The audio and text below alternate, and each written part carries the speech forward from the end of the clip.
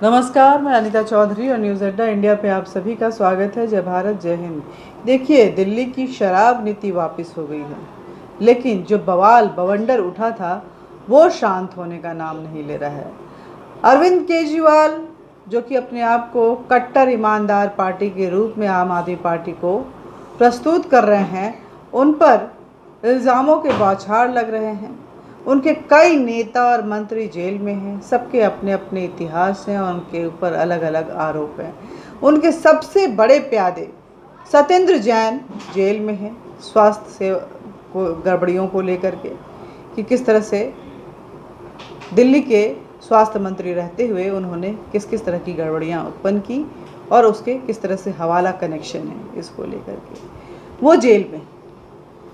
उनसे पूछताछ की गई इस हवाला कनेक्शन को लेकर के, तो उन्होंने कहा कि मुझे कोविड हुआ था, मेरी याददाश्त ठीक नहीं है, इसलिए मुझे कुछ भी याद नहीं है। अब उनके याद आने का इंतज़ार कर रहा है कि कब उनकी याददाश्त की दुरुस्त वापसी होगी और फिर सारे तार जुड़ेंगे और फिर हवाला का ये लिंक जो है, जो सीबीआई और ईडी के हाथों लगा है, उसका पूरा खुलासा होगा और उस पर जांच आगे बढ़ेगी। जब ये कांड हुआ था तभी अरविंद केजरीवाल ने ये ऐलान किया था कि अभी सत्येंद्र जैन के ऊपर गाजगिरी है, अगला निशाना जो होंगे वो मनीष सिसोदिया होंगे। आखिर अरविंद केजरीवाल को उसी वक्त में ये कैसे पता चल गया था कि अगला निशाना मनीष सिसोदिया ही होंगे? क्यों उनको लग रहा था कि मनीष सिसोदिया को कहीं ना कहीं इस तरह की जांच एजेंसियों का और जांचों का सामना करना पड़ सकता है? जब दिल्ली में नई आबाकार नीति यानी कि शराब नीति लागू हुई थी, जिसमें बच्चों की उम्र सीमा शराब पीने को लेकर के घटा दी गई थी, प्राइवेटाइजेशन फुल रूप से इस शराब के धंधे का किया गया था, शराब नीति का किया गया था। साथ ही इस नीति को इतना बुरी तरीके से बदला गया था कि हर गली चौराहे पर आपको एक शराब की दुकानें दिख रही थी। इन शराब की दुकानों में एक के साथ एक दारू की बोतलें फ्री मिल रही थी। महिलाएं घर में परेशान थी और पुरुष पीकर मस्त थे। अरविंद केजरीवाल को और क्या चाहिए था? दिल्ली के डेवलपमेंट को लेकर के कोई सवाल ना खड़े किए जाएं। जो वादे किए थे उन वादों से धीरे धीरे मुकरना था और उन मुकरे गए वादों पे कोई सवाल ना खड़े हों। आप शराब पिए, शाम कहते हैं कि सूर्य अस्त, तो दिल्ली मस्त हो जाती थी। वैसे दिल्ली को मस्त होने के लिए सूर्य के अस्त होने की ज़रूरत नहीं थी, क्योंकि ठेके इतने नज़दीक नज़दीक थे कि कोई भी कभी भी शराब आसानी से पी सकता था। यहाँ तो महिलाओं के लिए भी अलग ठेके खोले गए थे। महिलाओं को विशेष रूप से छूट भी दी गई थी उन शराब की खरीदारी पर। तो ये सारी इन सब के बीच में जब पूरे दस्तावेजों के साथ बीजेपी इस शराब नीति को लेकर के मुखर हुई, तो इस नई शराब नीति को वापस लेना पड़ा आम आदमी पार्टी को, अरविंद केजरीवाल को। हालांकि अरविंद केजरीवाल तब रोने लगे कि ये बीजेपी की जो है चाल है, हम वापस ले रहे हैं, लेकिन नीति खराब नहीं थी। लेकिन उसको वापस लेना पड़ा तो कहीं ना कहीं ये समझ में आ गया था कि कोई ना कोई ऐसा भय है जो अरविंद केजरीवाल को सता रहा है, और इसी वजह से वो इस नीति को वापस लेकर मामले को रफा दफा करना चाहते थे। लेकिन क्योंकि ये राजनीति का दंगल है, आपने एक बार ललकारा तो आपको पूरे अंजाम तक पूरा गेम रिंग में रह के खेलना पड़ता है। अरविंद केजरीवाल भरसक कोशिश कर रहे हैं कि इस राजनीति के दंगल में, जहां शराब अभी सबसे बड़ा मुद्दा बना हुआ है, उससे किसी भी तरह से बाहर निकलें, लेकिन ऐसा मुमकिन नहीं हो पा रहा है। वो जितनी कोशिश कर रहे हैं, बवंडर उतना ही बड़ा होता जा रहा है, दंगल उतना ही तीखा होता जा रहा है। अब लोग पूछते हैं कि आखिर बीजेपी क्यों राजनीति कर रही है? अब राजनीतिक पार्टियां तो राजनीति ही करेंगी। आखिर वो राजनीति को क्यों उन्होंने चुना है? इसीलिए तो चुना है कि वो राजनीति करे और सत्ता पे काबिज हो। बीजेपी भी इसी कोशिश में है। आखिर आम आदमी पार्टी, जो कि एक कट्टर ईमानदार पार्टी के रूप में अपने आप को प्रस्तुत करती थी, उसने ऐसा मौका दे दिया कि जहां से अब उनका भाग पाना बेहद नामुमकिन हो रहा है।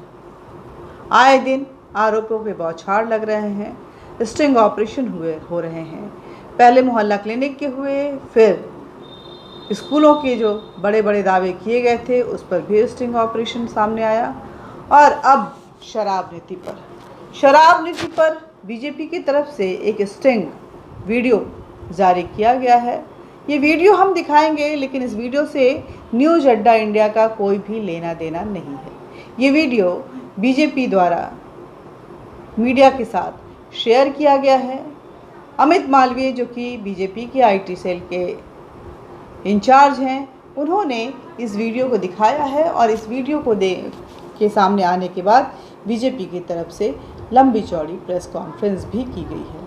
इस वीडियो में जिस शख्स को, कुलविंदर मारवा को दिखाया गया है, वो शख्स आम आदमी पार्टी का जो प्यादा था, जो कि इस पूरे शराब प्रकरण में आरोपी नंबर 13 माना जाता है, उसका पिता है। कुलविंदर मारवा की बात करें तो कुलविंदर मारवा सनी मारवा का पिता है। सनी मारवा इस शराब के गोरख धंधे का आरोपी नंबर 13 है। कुलविंदर मारवा इस पूरे वीडियो में ये बोलता हुआ नजर आ रहा है कि वो किस तरह से अपने परसेंटेज बांटा हुआ है, किस तरह से शराब के ठेकों का आवंटन हुआ। फिक्स्ड कमीशन थे कि आप चाहे एक पर एक फ्री बेचकर चाहे जितना कमा लो, लेकिन आपको इतना फिक्स जो है देना ही पड़ेगा। तो 100 करोड़ के ठेके पे 12 करोड़ का कमीशन था, और इसी कमीशन के साथ आम आदमी पार्टी आगे चल रही थी। फायदा सबका हो रहा था, नुकसान राजस्व का हो रहा था। इस पूरे घोटाले में मनीष सिसोदिया सबसे बड़े प्यादे माने जा रहे हैं, क्योंकि उन्होंने ही बिना एलजी यानी कि लेफ्टिनेंट गवर्नर, जो कि दिल्ली का बादशाह माना जाता है, मुख्यमंत्री यहाँ पे एक मेयर से ज़्यादा कुछ नहीं है, उसकी परमिशन के बिना दिल्ली के मैक्सिमम कामकाज जो है, क्योंकि दिल्ली एक जो है संपूर्ण पूर्ण राज्य का दर्जा दिल्ली को नहीं प्राप्त है, इसलिए यहाँ पे जो सिग्नेचरी बॉडी है वो लेफ्टिनेंट जनरल होता है, लेफ्टिनेंट गवर्नर होता है। लेफ्टिनेंट गवर्नर के सिग्नेचर परमिशन के बिना ये पूरा आवंटन चला, और इस आवंटन में करोड़ों के, न जाने कितने 100 करोड़ों के घोटाले हुए। इस घोटाले में हर कोई मालामाल हुआ। अगर कोई कंगाल हुआ तो वो राजस्व था दिल्ली का, और उस कंगाली का खामियाजा किसी को भुगतना पड़ा तो वो दिल्ली की जनता थी। किस तरह से आप आम आदमी पार्टी के इस करप्शन नीति को ले रहे हैं, कमेंट बॉक्स में ज़रूर लिखिएगा। साथ ही इस वीडियो को ज़्यादा से ज़्यादा शेयर कीजिएगा।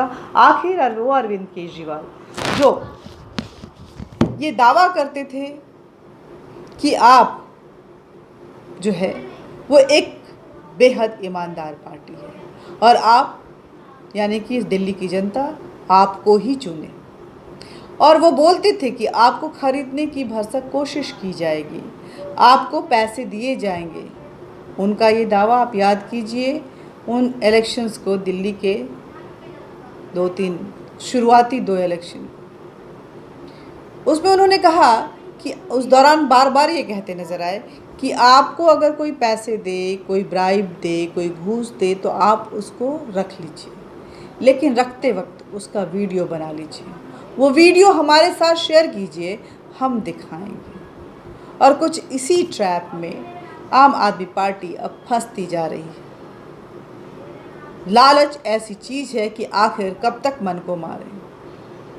उन्होंने भी पैसे लेने शुरू किए, और जो लोग ताक में बैठे हुए थे उन्होंने वीडियो बनाने शुरू कर दिए, क्योंकि ये मंत्र उन्हीं के द्वारा दिया गया था कि आखिर जब कोई आपको खरीदने की कोशिश करे, कोई भ्रष्टाचार करता हुआ नज़र आए, तो आप कुछ मत बोलिए, आप सिर्फ वीडियो बना लीजिए और हमें दे दीजिए, हम चलाएंगे। यहाँ बीजेपी को दिया गया और बीजेपी ने उसे चलाया है। आम आदमी पार्टी बोल रही है कि सीबीआई को राजनीतिक मंशे के तहत हमारे खिलाफ इस्तेमाल किया जा रहा है।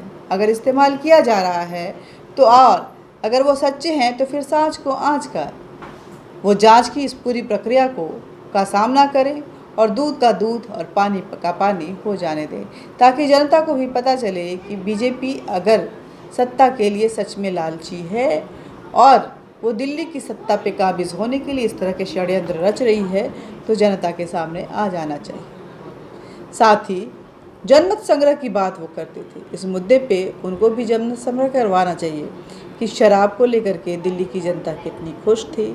शराब एक पर एक फ्री का जो पूरा मसौदा था वो कितना फ़ायदेमंद था। ये गली नुक्कड़ पे शराब की दुकानें खोलने से बच्चों पे कितना प्रभाव पड़ रहा था। शराब पीने की उम्र जो घटाई गई थी वो कितना घातक था। इन सारे मुद्दों को लेकर के जनमत संग्रह करवाना चाहिए। उसके बाद आम आदमी पार्टी को सोचना चाहिए कि आखिर अगर विपक्ष की पार्टियां, जो कि बात बात पे आम आदमी पार्टी हर किसी से इस्तीफे की मांग करती है, ये जो पार्टियां हैं वो अगर आज अरविंद केजरीवाल, मनीष सिसोदिया से इस्तीफे की मांग कर रही है तो आखिर क्या गलत कर रही है। जय हिंद, जय भारत। हम मिलते रहेंगे। हमारे बातचीत का ये सिलसिला भी हमेशा जारी रहेगा, इसी मिठास के साथ, इसी और भी मजबूती के साथ। लेकिन एक बार फिर आपसे बोल रही हूँ कि हमारे चैनल न्यूज़ अड्डा इंडिया को ज़्यादा से ज़्यादा सब्सक्राइब करें। इस वीडियो को, जिसमें आम आदमी पार्टी का काला चेहरा सामने आ रहा है, दिल्ली के बीच में, दिल्ली की जनता के बीच में और बाकी देश की जनता के बीच में भी ज़्यादा से ज़्यादा शेयर करें। हमारे इस वीडियो को लाइक करें और बेल बटन दबाएं ताकि आप तक नोटिफिकेशन पहुंचता रहे। अपने विचार कमेंट बॉक्स में लिखना कभी ना भूलें। जय हिंद, जय भारत।